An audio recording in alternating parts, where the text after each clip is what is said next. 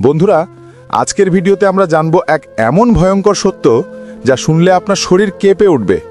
ভাবুন তো, একটি সাধারণ রেস্টুরেন্ট যেখানে গরুর মাংস বলে কম দামে খাবার বিক্রি হচ্ছিল, কিন্তু যখন এর পেছনের রহস্য ফাঁস হলো তখন সবাই হতবাক।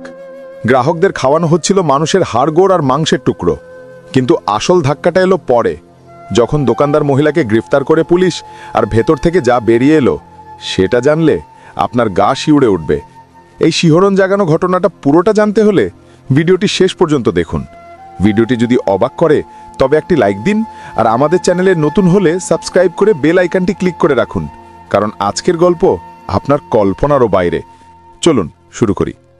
বন্ধুরা, পাকিস্তানের পাঞ্জাবের ফয়সালাবাদের এক সরু গলির শেষ মাথায় ছিল মমতাজ বেগমের কোপ্তা হাউস।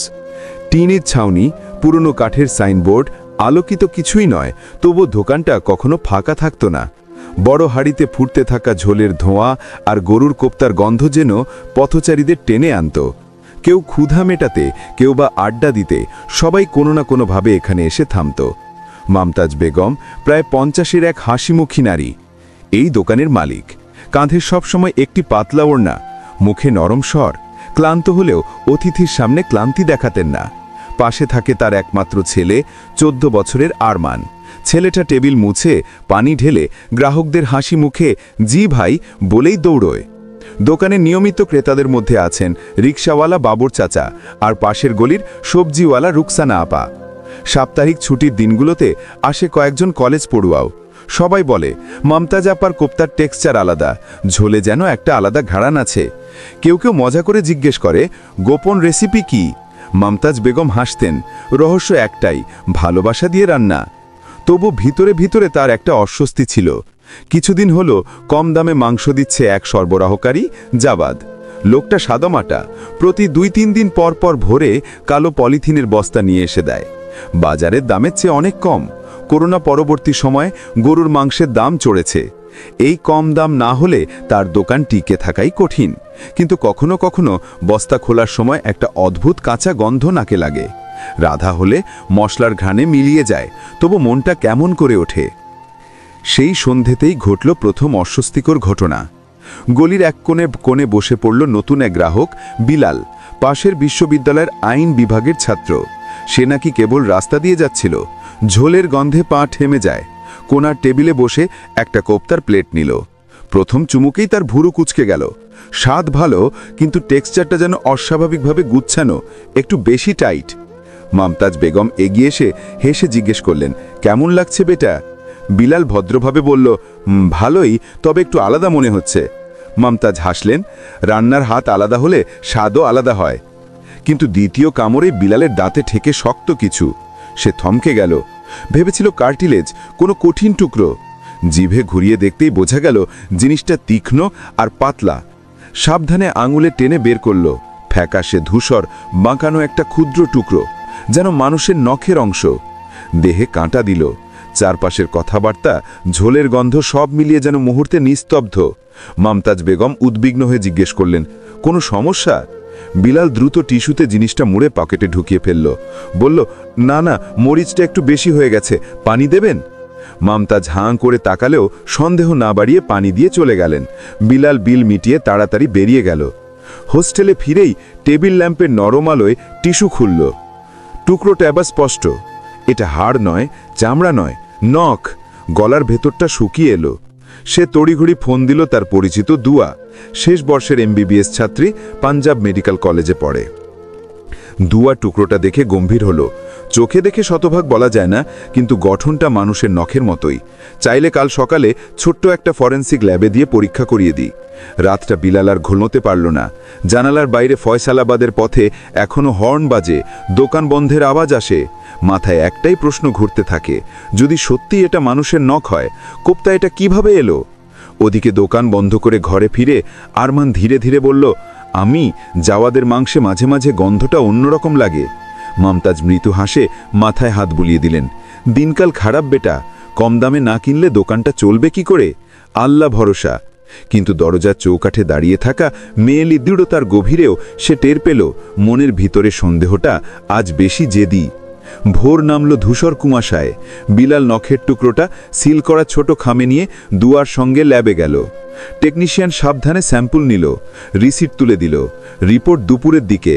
বিলাল ছায়াসঙ্গীর মতো অস্থিরতা নিয়ে বেরিয়ে এলো।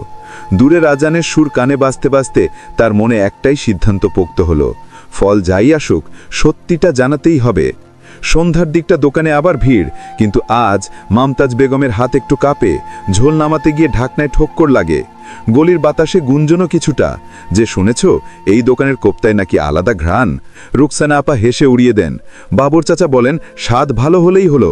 কেবল আরমান কোনায় দাঁড়িয়ে দেখে যে তার আম্মির চোখে আর চিরচেনা নিশ্চিন্তি নেই। অন্য প্রান্তে বিলাল এক কাপ কালচে চা হাতে বসে আছে। দুয়ার ফোনে ছোট্ট বার্তা আসে, prima facie indication human nail, detail report তৈরি হচ্ছে। পরের লাইনটা পড়েই দাঁড়িয়ে যায়, পুলিশকে জানাতে হবে, দেরি করো না। রাত নেমে আসে। ফয়সালাবাদের সেই সরু গলিতে ধোঁয়া উঠছে, হাড়িতে ঝোল ফুটছে, গ্রাহকের হাসি কথা সবই আগের মতোই, তবু কোথাও এক অদৃশ্য অন্ধকার ঘনীভূত হচ্ছে। বিলাল টুকে রাখে থানার ঠিকানা। দরজার কপাট টেনে বেরোতে বেরোতে তার মনে হয় এই গলির কোপ্তা হয়তো শুধু স্বাদের গল্প নয়, হয়তো এটাই এক ভয়ঙ্কর অপরাধের দরজা। দুপুর গড়িয়ে বিকেল। বিলাল ছোট খামে সিল করা টুকরোটা নিয়ে গেল ফয়সালাবাদের নিকটস্থ থানায়। ডিউটি অফিসারের সামনে বসে সব বলল, কোথায় খেয়েছে, কি পেয়েছে, চিকিৎসা শিক্ষার্থীর দোয়ার প্রাথমিক মতামত কি। খামটা টেবিলে রেখে অফিসার গম্ভীর গলায় বললেন, এটা গুরুতর অভিযোগ, ডিএসপি আরিফ মালিককে জানাচ্ছি। ডিএসপি আরিফ মালিক কড়া শাসন আর নিরপেক্ষতার জন্য পরিচিত। কিছুক্ষণের মধ্যেই হাজির হলেন। লম্বা দেহ, কপালে হালকা ভাঁজ, চোখে তীক্ষ্ণ তাকানো। তিনি খামটা হাতে নিয়ে ধীরস্তরে বললেন, প্রাথমিক রিপোর্ট আমরা ফরেনসিক ল্যাবে পাঠাচ্ছি। তার আগেই লোকেশনটা সিল করতে হবে, যাতে প্রমাণ নষ্ট না হয়। বিলাল মাথা নাড়ল। সে জানে এখন থেকে ঘটনাটা তার হাত ছেড়েও বড় হবে। সন্ধ্যা নামার একটু আগে মমতাজ বেগমের কোপ্তা হাউসের সামনে থামল পুলিশের জিপ। গলির মানুষজন জানালার ফাঁক দিয়ে উকি দিল। আরমান তখন টেবিল গুছোচ্ছিল। মমতাজ বেগম হাড়িতে ঝোল নামাচ্ছিলেন। চারজন কনস্টেবল ভিতরে ঢুকে দাঁড়াতেই ডিএসপি আরিফ ভদ্রস্বরে বললেন, ভয় পাবেন না আম্মা, কিছু নমুনা পরীক্ষা করতে হবে, রান্নাঘর, স্টোর রুম সব দেখতে হবে। মমতাজ বেগমের মুখ ফ্যাকাশে হয়ে গেল। সাব আমরা তো সৎভাবে ব্যবসা করি। জানি, আরিফ শান্ত কণ্ঠে বললেন, এই জন্যই বলছি, যদি কিছুই না থাকে আপনাদের নাম পরিষ্কার হয়ে যাবে। রান্নাঘরের বড় হাঁড়ি, ঝোল, কাঁচা মাংস, এমনকি সকালে জাবাদ যে কালো পলিথিনের বস্তা দিয়ে গেছে সব কিছুর নমুনা আলাদা সিল প্যাকেটে ভরা হলো। ক্যামেরা ফোন বের করে কেউ ভিডিও করতে চাইলে কনস্টেবলরা সরিয়ে দিল। দোকানের দরজায় হলুদ সিল তদন্তাধীন টাঙানো হলো। গলিতে কানাঘুষা ছড়ালো, শুনেছ নাকি মাংসে সমস্যা, কারো শ্বাসরোধ হয়ে এলো, আমরা তো গাতকালই খেয়েছি। আরমান ঠোঁট কামড়ে ভেতরটা শক্ত করে ধরল। তার মনে শুধু একটাই কথা, আম্মি কিছু ভুল করেননি। রাতে থানায় বসে জবানদিবন্দি দিলেন মমতাজ বেগম। সাব এক মাস হলো জাবাদ নামে এক ছেলের কাছ থেকে কম দামে মাংস নেই, বাজার দরের চেয়ে অনেক কম। না নিলে দোকানটা টিকতো না। মাঝে মাঝে বস্তা খোলার সময় অদ্ভুত কাঁচা গন্ধ পেতাম, রাধা হলে মশলার ঘ্রাণে মিলিয়ে যেত, তবু মনটা কেমন করে উঠত। আরিফ মালিক নোটবুকে লিখতে লিখতে মাথা তুললেন। জাওয়াদের চেহারা, হাইট, চলাফেরা সব বলবেন। কখন আসে, একা আসে, বেশিরভাগ ভোরে আসে, কালো পলিথিনে মাংস, কখনো মোটরসাইকেল, একবার দেখেছি গাড়ি, পাছি শহরের বাইরে নম্বর প্লেট, আর গাড়ির ভিতরে একটা তীব্র ফরমালিনের মতো গন্ধ। আরিফের চোখে ঝিলিক খেলল। তিনি কনস্টেবলকে বললেন, জাওয়াদের স্কেচ বানাও, আশেপাশে CCTV footage, toll plaza database সব টেনে আনো। পরের দিন সকালে ফরেনসিক থেকে ফোন এলো। আরিফ ভ্রু কুচকে রিপোর্ট পড়লেন। নমুনাগুলোর কিছুতে মানব উৎপত্তির টিস্যুর চিহ্ন পাওয়া গেছে। বুকের ভিতরটা ঠক করে উঠল। তিনি জানেন এই খবর বাইরে গেলে আগুনের মতো ছড়াবে, তবু আইন অনুযায়ী মিডিয়া ব্রিফিং দিতে হলো। কিছু নমুনায় অনিয়মের প্রাথমিক ইঙ্গিত আছে, তদন্ত চলছে, কেউ হাতে আইন তুলে নেবেন না। কিন্তু মিডিয়া শিরোনাম বানালো, ফয়সালাবাদে কোপ্তায় মানব টিস্যু সন্দেহ। গলি মহল্লায় হইচই পড়ে গেল। দোকানের সামনে সিল দেখে কেউ থুথু ফেলল, কেউ গালি দিল। স্কুল থেকে ফেরার পথে আরমান শুনল, ওই যে মানুষ কোপ্তাওয়ালার ছেলে। বুকের ভিতরে আগুন ধুকতে লাগলো। বাড়ি ফিরে সে চুপচাপ মেঝেতে বসে রইল। মমতাজ বেগম মাথায় হাত রেখে ফিসফিস করলেন, সাব আল্লাহ আমাদের ইজ্জত ফিরিয়ে দাও। এদিকে জাবাদ শহরের এক জরাজীর্ণ বাড়িতে কুকড়ে বসে টিভি দেখছিল। ঠোঁটের এসে ফিসফিস করল, চমৎকার, পুলিশ এখন ওই মহিলাকে নিয়েই ব্যস্ত। ঠিক তখনই দরজায় ঠকঠক শব্দ। ঢুকলো এক পেশাবহুল লোক, দু চোখে বরফের মতো শীতলতা। নিচু স্বরে বলল, তুমি খুব ঢিলেঢালা কাজ করেছো জাবাদ, শহর গরম হয়ে গেছে। যারা তোমাকে টাকা দেয় তারা চায় কোনো প্রমাণ যেন না থাকে। জাওয়াদের গলার স্বর শুকিয়ে গেল।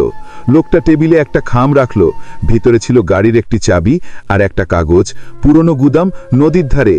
লোকটা যেতে যেতে বলল, সাফসুদ্রা করো সব। আর একটা কথা, সাক্ষী যেই ছেলেটা রিপোর্ট করেছে তাকে চুপ করাতে না পারলে তোমাকেই কেটে ফেলা হবে। সন্ধ্যায় থানায় এসে বিলাল জানালো, আমাকে হুমকি দেওয়া হয়েছে। গেটের গায়ে চক দিয়ে লেখা ছিল, চুপ থাকো। আরিফ মালিক চোখ শক্ত করলেন, তোমাকে সেফ হাউসে নেওয়া হবে, 2জন প্লেন ক্লোথস কনস্টেবল থাকবে, তুমি ভয় পাবে না, কিন্তু বাইরে কারো সঙ্গে যোগাযোগ সীমিত রাখবে। রাত গভীর হলে আরিফের টিম গলির 3টে সিসিটিভি ক্যামেরার ফুটেজ জোগাড় করলো।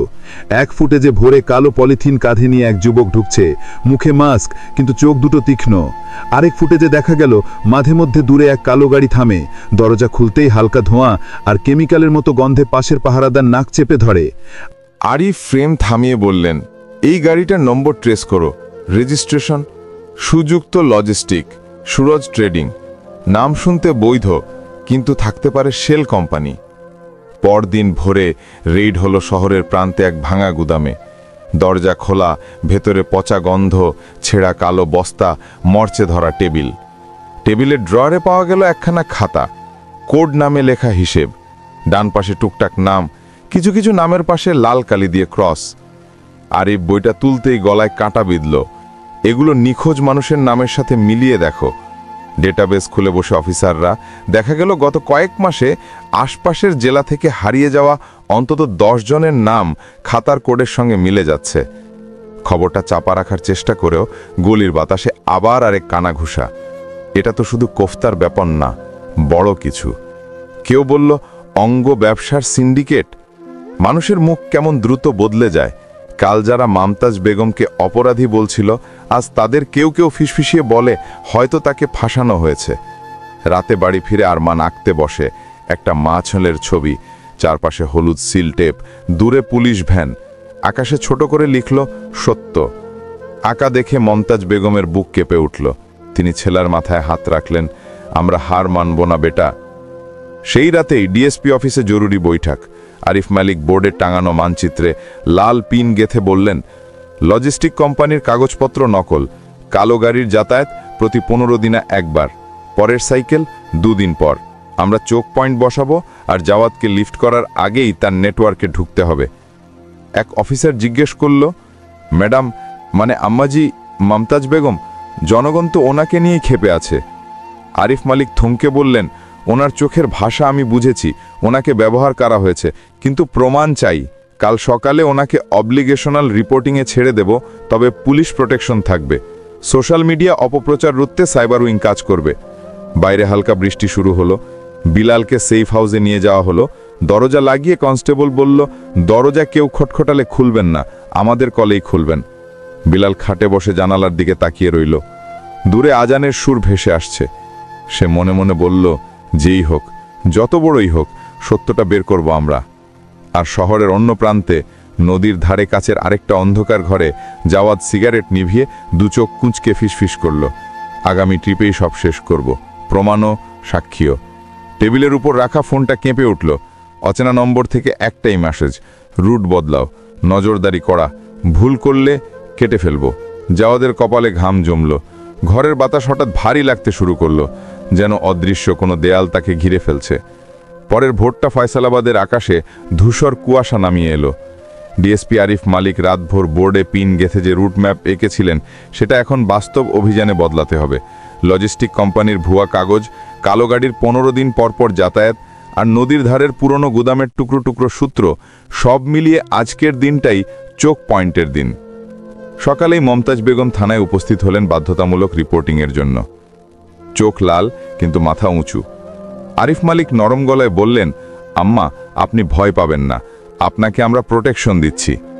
আপনি ভুক্তভোগী, অপরাধী নন। এটা প্রমাণ করাই এখন আমাদের কাজ। পাশে দাঁড়িয়ে থাকা আরমান মুঠো পাকিয়ে মাথা নাড়ল। বাইরে কিছু লোক মোবাইলে ভিডিও করছিল, কেউ কেউ কটূক্তিও ছুড়ে দিল। মানুষের কোফতা। কনস্টেবলরা দ্রুত হেসেল করিডোর দিয়ে মাছেলেকে বের করে দিল। ওদিকে বিলালকে সেফ হাউসে নিয়ে গিয়ে 2 জন সাদা পোশাক পুলিশ পাহারা দিচ্ছে। ছোট্ট ঘরে মাদুর, টেবিল, বিদ্যুৎ ব্যাকআপ হিসেবে একটা ইনভার্টার। দুয়া সকালে এসে বিলালের হাতে ছোট্ট এক তসবি ধরিয়ে দিয়ে বলল, নড়াচড়া কম করো, আরিফ সাহেব যা বলবেন তাই করবে, আজ বড় কিছু হতে পারে। বিকেলে শহরের 4টি পয়েন্টে নীরবে বসানো হলো police team. Toll plaza, bypass bridge, একটা সার্ভিস রোড আর নদীর ধারের ফাঁকা মোড়। ওয়্যারলেসে আরিফের ঠান্ডা নির্দেশনা, টার্গেট গাড়ি, কালো সেডান। নম্বর প্লেট আমরা জানি, তবে প্লেট বদলানো থাকতে পারে। ড্রাইভার 2 জন পর্যন্ত। এঙ্গেজ সিগন্যাল দেওয়া পর্যন্ত এগোবে না, জনসাধারণের নিরাপত্তা আগে। সূর্য ডোবার সাথে সাথে বাইপাস ব্রিজের দূর থেকে কালো একটা গাড়ি ঢুকতে দেখা গেল। হেডলাইট নিচু, গতিও অস্বাভাবিক। পন্টনের কাছে পৌঁছতেই গাড়িটা হঠাৎ গতি কমিয়ে ডানে বামে তাকালো, যেন বাতাসে সন্দেহর গন্ধ পেয়েছে। টিম 2 ওয়্যারলেসে ফিসফিস করল, টার্গেট ইন সাইট। ঠিক সেই সময় সেফ হাউসে এক মুহূর্তে বিদ্যুৎ নিভে গেল। জানালার বাইরে কারো জুতো ঘষার শব্দ, দরজায় 2 বার টোকা, খুব হালকা। পাহারাদার কনস্টেবল কানে হাত তুলে ইশারা করল, চুপ। পরের মুহূর্তেই জানালার গ্রিল দিয়ে কারো কণ্ঠস্বর ফিসফিসে ঢুকে এলো, চুপ না থাকলে শেষ। বিলালের বুক ধড়ফড় করতে লাগলো। ইনভার্টারের ক্ষীণ আলো জ্বলতেই ছায়া দেখা গেল। 2 জন, একজনের হাতে চকচকে কিছু, ছুরি। বাইপাসে কালো গাড়িটা হঠাৎ গ্যাস চেপে দিল। আরিফ মালিক তৎক্ষণাৎ বলে উঠলেন, ব্লকে, রোল আউট। 2 দিকে লুকিয়ে থাকা পেট্রোল কার একসাথে র্যাম্প নামিয়ে দিল। কালো গাড়ি বায়ে কাটতে গিয়েই ব্যারিকেড ছুঁয়ে ধাক্কা খেল। আবারও বেরিয়ে যাওয়ার চেষ্টা, টায়ার শর্ট, কন্ট্রোলড। সম্ভাব্য গুলির শব্দে রাত কেঁপে গেল। পেছনের চাকা ফেটে স্পার্ক তুলে গাড়িটা পাশে কাত হয়ে থেমে গেল। সেফ হাউসে প্রথম হামলাকারী দরজার চেন কাটতে কনস্টেবল ঝাঁপিয়ে পড়ল, ঠাস করে লাঠির আঘাত। দ্বিতীয় লোকটা বিলালকে চেপে ধরতে গিয়ে টেবিলে আছড়ে পড়ল। বিলাল নিজেই পুলিশ ট্রেনিংয়ে শেখা বেসিক পাম হিল স্ট্রাইক মেরে ছুরিধারীর কবজি স্লিপ করালো। কাঁচের জানালা ভেঙে বাইরে বেরোতে গিয়ে তার হাত রক্তে ভিজে গেল। তবুও সে দৌড়ে উঠোনে বেরিয়ে গেটের দিকে ছুটল। বাইরে থেকে ব্যাকআপের সাইরেন বাজতেই হামলাকারীরা দৌড়ে পালালো। পাশের গলির অন্ধকারে মিলিয়ে যেতে লাগলো তাদের ছায়া। পাহারাদার চিৎকার করল, সার্চ, ব্লক দ্য লেন। বাইপাসে মিনওয়াইল 2 জন সন্দেহভাজন হাত তুলে নামতেই টিম তাদের নিস্তেজ করে হাত করা পড়ালো। ট্রাঙ্ক খুলতেই সবাই নাক চেপে ধরল। একটা বড় কুলার বক্স, টেপে মোড়া, ভেতরে ফরমালিনের তীব্র বান্ধ, বরফের নিচে প্লাস্টিক প্যাকেট। আরিফ দাঁত চেপে বললেন, forensic unit on site seal করো। পাশেই ফুটেজ তুলল ডকুমেন্টেশন টিম। সমস্ত প্রোটোকল মেনে আরিফ নরম গলায় নিজের টিমকে বললেন, মিডিয়া দূরে রেখো, এই মুহূর্তে কোনো লিক চলবে না। সেফ হাউস থেকে বিলালকে অ্যাম্বুলেন্সে তোলা হলো। হাতে ব্যান্ডেজ, চোখে আতঙ্ক, কিন্তু কণ্ঠে স্থিরতা। স্যার, ওরা বলছিল গুদাম, নদীর ধারে। শব্দটা স্পষ্ট শুনেছি। আরিফ মাথা নাড়লেন, আমরা রুট জানি। আজ রাতটা তুমি সেফ, তুমি বেঁচে থাকলেই সত্য বাঁচবে। রাত 12টার দিকে থানার ইন্টারোগেশন রুমে ধরা 2 জনকে বসিয়ে জেরে শুরু হলো। একজন গলা শুকিয়ে বলল, আমরা শুধু চালক স্যার, প্যাকেট আমরা বানাইনি, গুদাম থেকেই রেডি আসে। আরিফ ঠান্ডা সুরে জিজ্ঞেস করলেন, গুদাম কোথায়, কে দেয়? দীর্ঘ নীরবতার শেষে একজন ফিসফিস করল, পুরনো ড্রাই ডকের পাশে। নাম ধাম আমরা জানি না, মাসে 2 বার কালো গাড়ি বদলায়। একই সময় সাইবার উইং ট্রেস করল শেল কোম্পানির অ্যাকাউন্ট থেকে অদল বদল হওয়া টাকা, ভুয়া নামে রেজিস্টার্ড। কিন্তু রিসিপিয়েন্ট আইডিগুলো ঘুরে ফিরে কয়েকটা স্থির হাবেই যায়, সুরজ ট্রেডিং, নবাবপাড়া গুদাম আর নদীর ধারের পুরনো পোর্ট শেড। নিখোঁজ মানুষের তালিকার সাথে গুদামের খাতার কোড নামগুলোর মিল দেখে তদন্ত কক্ষে এক নিস্তব্ধ আতঙ্ক নেমে এলো। কেউ একজন ফিসফিস করে বলল, এটা শুধু মাংস নয়, এটা অঙ্গ ব্যবসার রুট। এদিকে মুমতাজ বেগমের মহল্লায় বাতাস এখনও কাটার মতো। বাড়ির গেটের গ্রিলে কেউ চক দিয়ে লিখে গেছে, খুনি। রাতের অন্ধকারে কনস্টেবল এসে তা মুছে দিলেও সকাল হলে আবার কেউ না কেউ লিখে যায়। আরমান গেটের কাছে দাঁড়িয়ে থেকে থমথমে গলায় বলল, আমি যদি প্রমাণ নষ্ট করে দেয়? মুমতাজ নিঃশ্বাস টেনে বললেন, প্রমাণের রশি আল্লাহর হাতে, ছেড়ে যাবে না। ডিএসপি অফিসের ওয়ার রুমে চূড়ান্ত ব্রিফিং। আরিফ মানচিত্রে লাল মার্কার টেনে বললেন, পুরনো ড্রাই ডক, রিভার ফ্রন্ট, এখানেই পরে সাজানো হয়। আজ রাতেই search ops, fire safety, ambulance, body worn camp সব রেডি থাকবে। সবার মাথায় রাখবে, ওরা প্রমাণ ধ্বংস করতে পারে। টাইমার, ট্র্যাপ, সব কিছুর সম্ভাবনা। দলের কারো কণ্ঠ কেঁপে উঠল, স্যার, যদি ইম্প্রোভাইজড এক্সপ্লোসিভ থাকে? আরিফ থিথু কণ্ঠে বললেন, প্রথম ইউনিট ইওডি যাবে। আমরা ভেতরে যাওয়ার আগে ঘর শ্বাস নেবে, তারপরই অগ্রসর হব। সন্ধ্যার পর থেকে নদীর ধারে কুয়াশা ঘনীভূত। পুরনো শেডের টিনের গায়ে মরছে, ভিতরে অন্ধকার। দূর থেকে ছোট একটি ট্রলার নোঙর ফেলল। ট্রলারের ডেকে দাঁড়িয়ে সিগারেট ধরালো জাওয়াদ, চোখে উদ্বেগ, ঠোঁটে তাচ্ছিল্য। তার পাশে ভারী গলার এক ব্যক্তি ফিসফিস করে বলল, পুলিশ রুট বুঝে গেছে।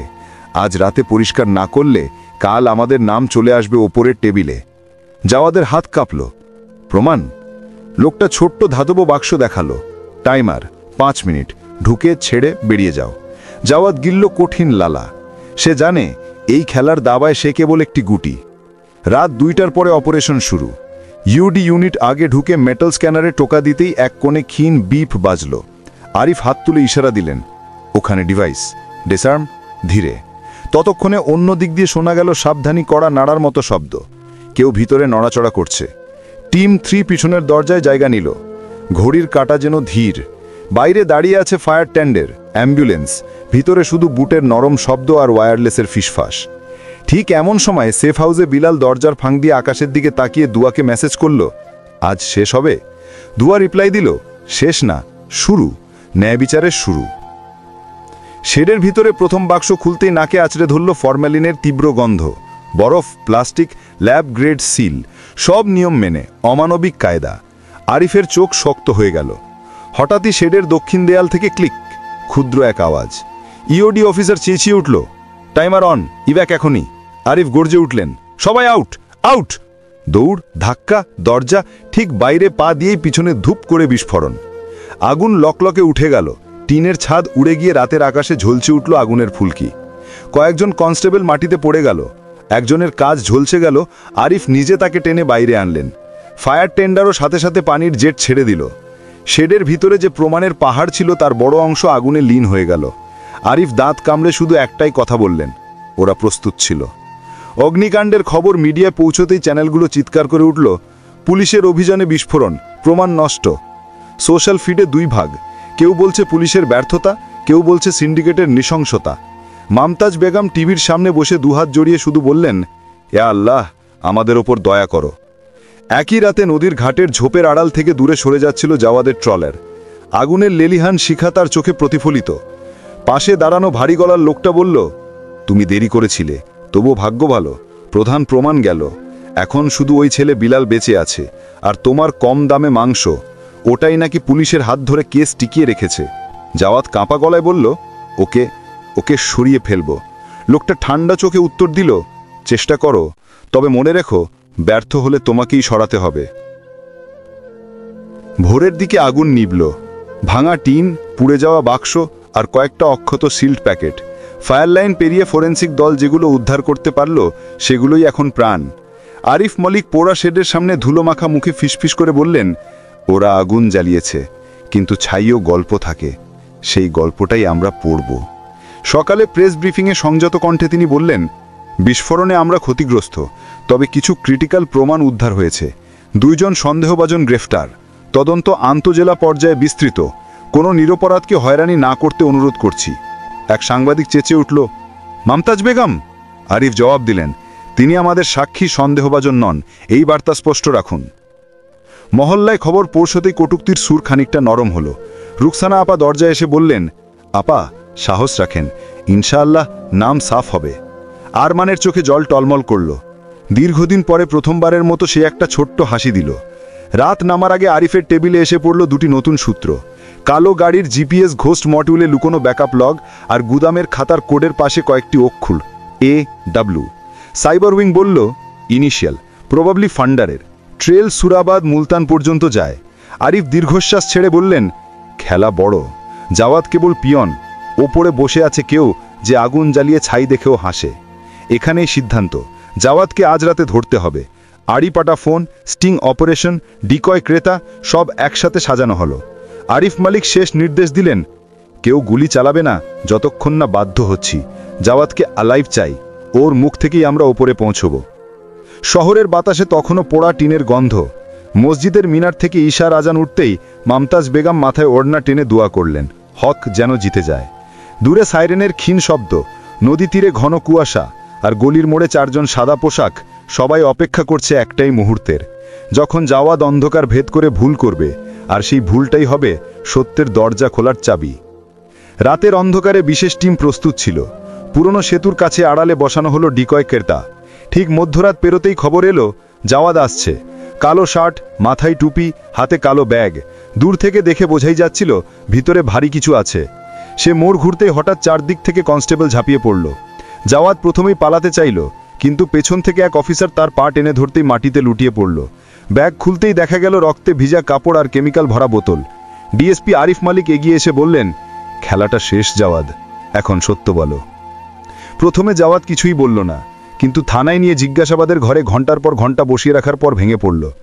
সে স্বীকার করল তার পেছনে আছে বিশাল একটা সিন্ডিকেট, যারা নিখোঁজ মানুষদের ধরে এনে অঙ্গ কেটে বিক্রি করত। বাকি দেহাংশ ফরমালিনে ভিজিয়ে কম দামে সরবরাহ করা হতো শহরের কিছু দোকানে, যাতে কেউ সহজে বুঝতে না পারে। মমতাজ বেগমকে টার্গেট করা হয়েছিল কেবল একটি সহজ আড়াল। আরিফ মালিক রিপোর্ট সাজিয়ে দিলেন। ফরেন্সিক টিম যে প্যাকেট বাঁচাতে পেরেছিল তার ডিএনএ টেস্ট নিখোঁজ ব্যক্তিদের পরিবারের সঙ্গে মিলে গেল। মিডিয়ায় অফিসিয়ালি ঘোষণা হলো মমতাজ বেগম নির্দোষ, তিনি ভুক্তভোগী। গলির মানুষজন চুপসে গেল। যারা একদিন তাকে গালি দিয়েছিল তারাই এসে বলল, আপা মাফ করে দেন। মমতাজ বেগমের চোখ ভিজে উঠল। আমি শুধু চাই আর কোনো মা যেন এমন অপমান না পায়। আরমান বুক ফুলিয়ে দাঁড়িয়ে থাকল। আজ তার আম্মির নাম পরিষ্কার হলো। অন্যদিকে বিলালকে অফিসিয়ালি ধন্যবাদ জানালো পুলিশ বিভাগ। তার বাহাদুরি পদক্ষেপে এই চক্রের আসল মুখোশ উন্মোচিত হলো। দুয়া পাশে দাঁড়িয়ে বলল, তুমি না থাকলে প্রমাণ চাপা পড়েই যেত। শেষে এক বড় আদালতের রায় জাওয়াদ ও তার সিন্ডিকেটের মূল খেলোয়াড়দের যাবজ্জীবন কারাদণ্ড হলো। বিচারকের কণ্ঠে উচ্চারিত হলো, মানুষকে পশুর মাংস বানিয়ে বিক্রি করা ইসলামের দৃষ্টিতে যেমন হারাম, তেমনি মানবতার দৃষ্টিতেও ঘৃণ্য অপরাধ। ফাইসালাবাদের সেই গলিতে আবার জমে উঠল ভিড়। মমতাজ বেগমের দোকান নতুন সাইনবোর্ডে ঝলমল করছে, হালাল কোফতা হাউস। ভিতরে মায়ের চোখে নতুন আলো, ছেলের মুখে গর্বের হাসি, আর বাইরে বাতাসে ভেসে বেড়াচ্ছে একটাই বার্তা, সত্য যতই দেরি হোক একদিন জয়ী হয়। আজকের ভয়ঙ্কর অথচ বাস্তব ঘটনার গল্প এখানেই শেষ। বন্ধুরা, আপনাদের কাছে অনুরোধ, এই রকম অমানবিক অপরাধের বিরুদ্ধে সবসময় সজাগ থাকুন আর সত্য জানার জন্য চোখ কান খোলা রাখুন। যদি ভিডিওটি ভালো লেগে থাকে তাহলে অবশ্যই লাইক দিন, শেয়ার করুন, আর নতুন হলে চ্যানেলটি সাবস্ক্রাইব করে বেল আইকনে ক্লিক করুন, যেন আগামীতে আরও শিহরণ জাগানো গল্প মিস না করেন। আবার দেখা হবে পরের ভিডিওতে। আল্লাহ হাফেজ।